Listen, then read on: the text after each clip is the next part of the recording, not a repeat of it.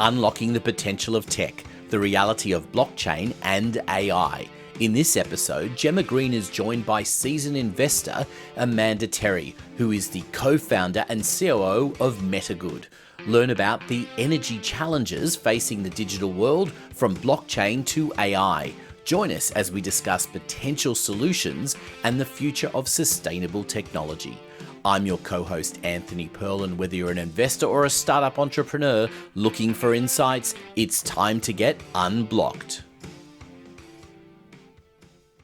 Hi, Amanda. Thank you so much for being a guest on my podcast. I was super excited to talk with you today, particularly because you're both an investor and an entrepreneur. And I was excited to hear how each of those kind of skills mutually supports each other. But firstly, it would be great to just hear from you about how you came across and got into blockchain and crypto. Sure. Yeah. I thank you again for inviting me. I'm very excited to be here today. And in terms of me getting into crypto, we have our mutual friend, Bill Tai, who is co-founder of MetaGood with myself and chairman. And he's also co-founder of my fund, Active Ventures. And I really owe it to him because I've done a lot of work volunteering with his nonprofit Active Global, which stands for Athletes, Conservationists, Technologists, Artists, and Innovators. And we're very focused on kind of bringing our collective energies around ocean conservation and economic empowerment via entrepreneurship. So, we founded our Blockchain Summit, the Extreme Tech Challenge, which is the largest tech and innovation. It's a festival for tech for good startups, in addition to, festivals like West Tech Fest and a number of other kind of global gatherings we've done around the world. And I've been part of that community since 2013 and, always hearing about kind of crypto and blockchain, even back then from Bill. But I think what really got me interested was we did a auction of an NFT. This was back in 2018 when Bill was seeding Dapper Labs. And he told Roam, I'll invest, but you need to create a crypto kitty that looks like a turtle cat. And we're going to name it Hanu Kitty. And Hanu, stands for turtle cat. And we'll auction off the Necker Blockchain Summit and donate 100% of the proceeds to Captain Paul Watson and to park a Sea Shepherd boat on the coast of Antigua to protect a turtle nesting area from poachers. And so that was truly the first NFT for ocean conservation. And that opened my eyes to oh, wow, beyond just crypto, but especially the NFT world, and that NFTs can be a way to make positive world impact. And so I'd say that's kind of I heard originally from Bill about crypto, but then ultimately the NFT stuff really. My first NFT was an NBA Top Shot from Dapper Labs, and then that was back in 2018. And what was it that got you really excited about it and drew you in? Particularly, was it the community or? In terms of crypto, I just think we look at our monetary systems and how much they're really controlled by the government, and to have a decentralized currency that is autonomous to interest rates and how the government wants to control our monetary supply, I think is critical. And also just the ability to use this currency, relatively, it's in an easy way, and to be able to kind of extract or get rid of a lot of the middlemen in the process, and to be able to make payments in a frictionless way. I think it's very powerful. So it sounds like what really appealed to you was this, not having as many intermediaries that sit between two parties transacting, and for things to happen in a more efficient way. That was really appealing and exciting. Yes, definitely. And you look at Power Ledger and what you've been able to do in terms of the energy space, and then you look like what we're doing at MetaGood with artists being able to put their works directly on the Bitcoin L1 and sell directly to people that are interested in their art. Music. I think, insurance. There's so many industries that are now being impacted by crypto and, its ability to, yes, as you said, get rid of middlemen and make things more efficient. And Bitcoin certainly, in the mainstream lexicon, but it hasn't, I would say, changed finance, for example, in a still traditional finance or TradFi would be the kind of dominant way of working. if you think about the progress that's been made in blockchain and crypto to date, what would be your assessment? I think in many ways, it's, even though Bitcoin has been around for a long time, it's still relatively early days. In the sense of, and I look at least what we're doing in the ordinal space, right, which is, the protocol that was developed a little over a year and a half ago by Casey Rodarmor to, inscribe assets directly on the Bitcoin L1. That ecosystem is still very new in terms of the infrastructure. Like, wallets were just created, in the last couple of years. Marketplaces are just starting. So while I think, the core asset of Bitcoin has been around for a while, there's still a lot of work to be done in terms of infrastructure to make it easier for people to interface with and use on a regular basis. Anything from payments to, collecting art on Bitcoin, all of these things are still, I think, being improved. You mentioned ordinals. Could you perhaps just explain for people that are not familiar with that, what is an ordinal? Yeah, sure. So ordinals are basically an innovative way to inscribe data on Bitcoin to create unique digital assets, which are known as digital artifacts. And basically, they involve, assigning numbers to Satoshis, which are sats. That's actually the smallest unit of Bitcoin, to create these unique digital assets directly on blockchain. And inscriptions can have text, images. I think recently someone put the World Wide Web source code on Bitcoin, videos, and they're basically stored within a Bitcoin transaction. And as of now, since 2021, basically inscriptions of nearly 4 megabytes in size are now possible. And through this protocol that was developed through Casey Rodarmor, it's basically, at least for art, a new medium. For a long time, NFTs were put on Ethereum, which, for the most part are, you're just trading digital certificates, but the actual assets are off chain. So they're kind of pointers to IPFS file systems. You don't actually own the art on chain, but that's what's so exciting about ordinals is actually, the art is on chain.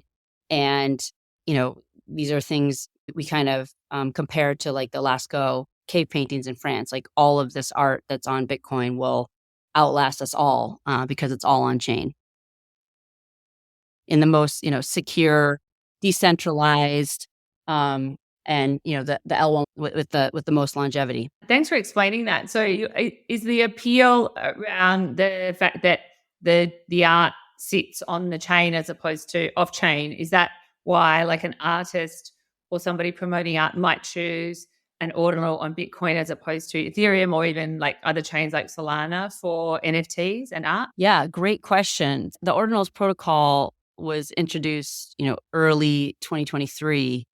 And as you know, Bitcoin had nearly 2 years of low transaction fees from lack of demand to actually send Bitcoin transactions. So because Bitcoin is considered one of the most secure blockchains in the world, that security actually depends on miners who receive, their revenues through, these Bitcoin mining fees. And so that's really why it's very critical that when the ordinals protocol came out, it enabled new use cases on Bitcoin. And so, as we know, the block rewards were, halved around April of this year, which, drastically cut miner revenue. So, Bitcoin really did need something to spur new growth. And that has been ordinals. So, ordinals has driven huge demand to send Bitcoin transactions. Over 100 million USDs worth of transaction fees have been spent this year alone to create inscriptions. And so I think, ordinals, it is critical for kind of Bitcoin's future as we look to support the miners. And are there other activities that are being contemplated or even implemented on Bitcoin to kind of have more use cases beyond the mining activities? So obviously, ordinals is, for creation of non-fungible token assets, but also, there was a runes protocol also created by Casey Rodarmor, which has enabled kind of fungible token or meme coins on Bitcoin, which were not possible before either. So that's been also another thing that has, created fees for miners. There's also been a number of L2s as well. So that's kind of, brought a lot of builders back to Bitcoin because there are now different ways to use Bitcoin beyond just being a store of value. What are the kinds of L2 projects that are happening that you're aware of? Gosh, it seems like there's another one popping up every week. Definitely, Stacks is probably the one that is most well known. There's a number of different L2 protocols. In fact, there are, full conferences that just focus on kind of different layer 2 protocols. But I think, what's interesting and what we see from an opportunity standpoint, at least from an investment standpoint, is, there's not that many yet that have, real world use cases. I mean, I think you look at Lightning, that was supposed to be a payment network, but, the adoption has not really, it has not been fully adopted yet. And I think that there are, potentially a number of kind of real world, high volume use cases to use, Bitcoin that will be developed, probably in the coming year and the coming years. I was going to ask you, Madge, I mean, this is what's intriguing to me is that, as someone who's investing a lot, how much time do you have to spend on learning the technicalities? Because there is a lot to take in here. Yeah. I mean, I think, I'm very fortunate in that because MetaGood and On-Chain Monkey has been recognized for so much innovation, right? We were the first 10,000 NFT collection inscribed on Bitcoin. We were, the first 10,000 NFT community to move from Ethereum and Teleburn over to Bitcoin, first collection to use a number of things that are now industry standard, but like, parent-child provenance and recursion. We get asked to speak at a number, basically every Bitcoin ordinals conference. So I feel, I was just at Bitcoin Nashville a couple weeks ago speaking at Inscribing Nashville, which was a whole day of content around ordinals and runes. This coming week, I'll be at the Wyoming Blockchain Symposium. Bill is actually going to be speaking on behalf of MetaGood. And so, I think in terms of learning, a lot of it just happens naturally through MetaGood because I get, I'm also a mentor for the Bitcoin Startup Lab. And, so I do go to a lot of demo days and hear a lot, but it is a lot and there is a lot of innovation happening. I'm also very fortunate, my co-founder, Danny Yang, founded the Stanford Bitcoin Meetup in 2013. He has a PhD in computer science from Stanford. He created MyCoin, which is the largest cryptocurrency exchange in Taiwan that's been operating for over a decade. And so whenever I have technical questions, I mean, we're in constant communication. So I can be like, well, what is this? What does this mean? So I have him as a resource, but then also just being in the flow from speaking at a lot of conferences, I do hear a lot of and see a lot of and almost everything that's kind of happening, in the ordinals ecosystem. And tell me about the AI space as well, because if you said you're spending a lot of time in there as well.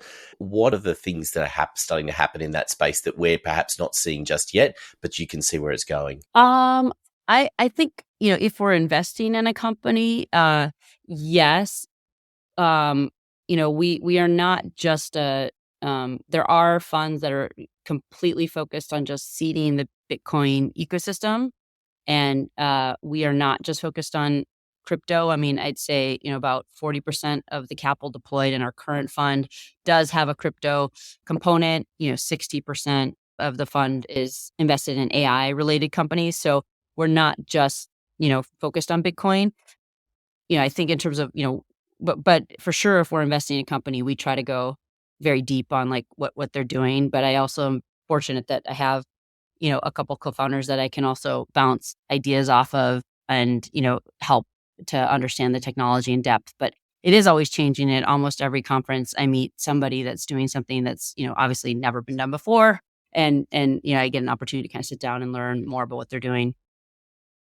There's a lot of examples of infrastructure being built for things that have, were already done on Ethereum and Solana, but because the Ordinals protocol is so new, they are just starting to be built, right, for Bitcoin. So there are use cases. There's a company, Liquidium, we invested in, which is a peer-to-peer Ordinals lending platform. So you can use your Ordinal as collateral and get Bitcoin. And, there are examples of that already for Ethereum, but it had never been done on Bitcoin, and that, that company's doing very, very well. Yeah. So that's just like one example. Jemma, that's a good opportunity for you to jump in and give us a bit of an insight as to, from your perspective as well, as to what's happening in terms of the power side of things. Well, I think in terms of electricity, people talk about things like the energy transition, and I think that's just such a misnomer because we're actually in a state of energy expansion. And if you look historically at new sources of energy that were introduced, like coal or gas, nuclear, renewables, none of them replaced the pre-existing types of energy generation. They were simply added to the mix. And we are growing our consumption of energy globally.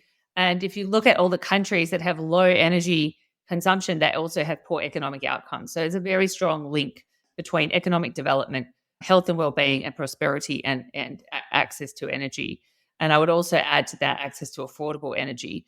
And I'd say we're going through another structural demand shift with energy because of AI. And so compute power for AI and companies that work in that space are very busy, buying processors, chips to be able to process compute, and also energy to power those. And it's a very significant kind of structural shift that's going on that's going to cause even more energy to be consumed than ever before.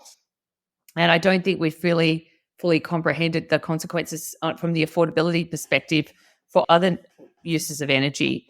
And I think that the other piece associated with that is that some companies, and I mentioned this on previous podcast conversations, their commitments that they're making around being net zero or offsetting, companies are walking back from those commitments because they are not really seeing how they can do that in an economically viable way. So, and within the kind of energy sector, like renewable energy sector, I would say it's not uncommon for people to vilify alternative sources of energy like, oil and gas and coal. But the fact is that if you turn all those things off, you're going to create electricity crisis. And people will have to make choices between heating and eating. And there's very serious consequences for that. And so I think all of those sources of energy are actually needed and more. So we're going to need to come up with more generation for energy if we're not going to have a supply crunch that ultimately pushes up electricity prices even more. Because there's a lot of macro factors which affect the cost of electricity. In the case of renewables, actually, if you look at Germany as an example, they started turning off and planning to turn off sources of traditional energy generation without having viable alternatives, coal, nuclear.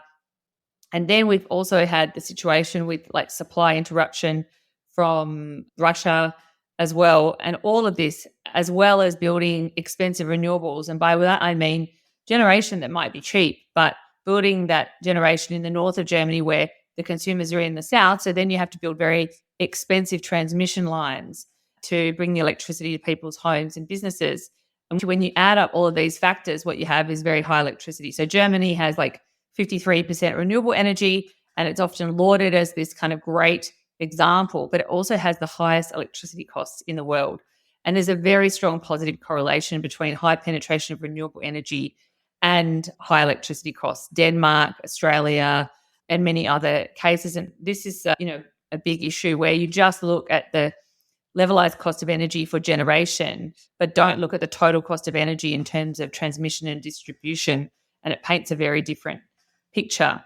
So I think that we're going to need all sources of energy to be able to continue with like electrification and also deal with the supply issues that are needed to not push up electricity and make it even more unaffordable as well. Amanda, how switched on are the companies that are developing the AI tools about this need and the drain on power?